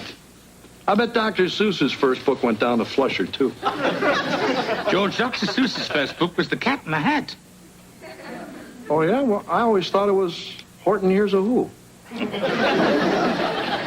Anyway, it's not the book so much anymore. It's just... It's the first time I've ever failed at something. Oh, that's not true, big guy. What about that diet you went on a few months ago? That was a complete flop? Thank you, George. And anyway, the only mistake you really made was writing about us. Not your fault we're a boring family. You know something? You're right. I feel better. See you guys. I'm meeting Angela at the mall. Hey, kitten, you got a boyfriend in Kuala Lumpur or something? Yeah, why? I got a phone bill here for over $200. Hey, that's not mine. See, it's a cellular. That must be from Mom's new car phone. What car phone? Owens residence. Oh, hello, Mrs. Owens. We were just talking about you. Give me that. Marcia, where the hell are you? I want to see you at home right now, and I... Oh. Okay. Kitten, you want to go out in the driveway and help your mom bring in the groceries? Problem, George? Excuse us. Hey, look, Marcia, we really got to sit down and talk about that car. Oh, honey. Look, I promise, as soon as I finish breaking in the engine, I'll let you drive it. I don't want to drive it. Then what's the problem? I don't want you to drive it either. I want you to take it back. Why? Well, when I bought the Jeep, you made me take that back. Look, George, if it's the money... It's not the money. Then what is it? It's just maybe I wanted to buy it for you. Huh? I mean, you've been dreaming about that car as long as I've known you. I remember we'd be bumping along in that old Pinto we had. You know, the one with the springs popping through the front seats. And then one of those 911s would go flying by, and your eyes would light up like a Christmas tree. I guess maybe... I hope someday I'd be able to surprise you with one. You know, maybe for our 50th wedding anniversary or something. George, I'd be 72. Yeah, but I think you'd still be able to shift for yourself. Honey, what happened? Nothing. I was just hitting on one of the other team's cheerleaders. She didn't tell me she was dating the Susquehanna skunk. Well, at least got a piece of tail out of it.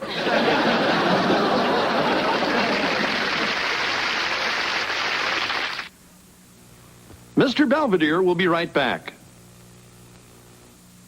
Following Mission Impossible.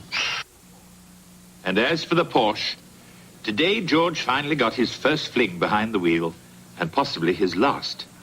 He starts traffic school tomorrow. Something about exceeding the speed of light in a hospital zone. And as for me, this will be my last entry for a while, as I'm still stinging from the rejection of the American book-buying public.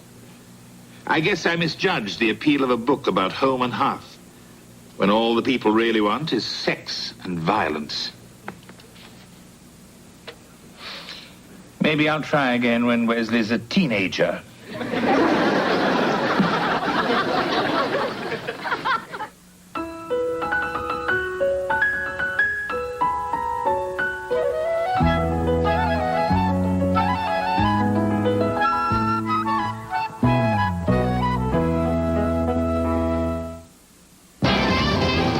I'm Forrest Sawyer. Later on Nightline, America's national pastime. A look at Monday's season opening after a winter when more news was made off the field than on it. Monday at 9, there's love in the air and murder between the sheets. It's a deadly affair for Columbo on the Monday Mystery Movie.